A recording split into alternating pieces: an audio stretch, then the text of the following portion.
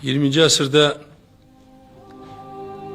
ermənilər tərəfindən Azərbaycan xalqına qarşı dəfələrlə təcavüz edilibdir, soyqırımı törədilibdir.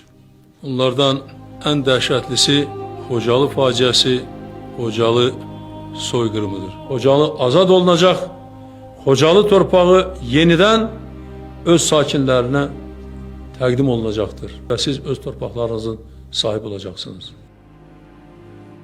Biz bir amalla, bir arzu ilə yaşamışıq bütün bu illər ərzindəki bu torpaqlara qaydaq və qayıtmışıq.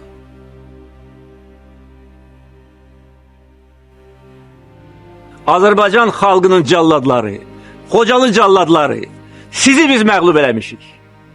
Sizin ordunuzu məhv eləmişik. Xocalı qurbanlarının intiqamını döyüş meydanında aldıq.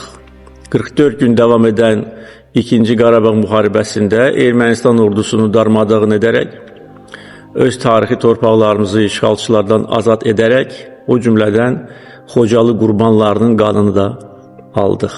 Hər dəfə çadır şəhərciyinin açılışında deyirdim ki, bu müvəqqəti yaşayış yeridir. Qarabağ azad olunandan sonra sizin üçün Qarabağda daha gözəl şərait yaradacaq. O da oldu.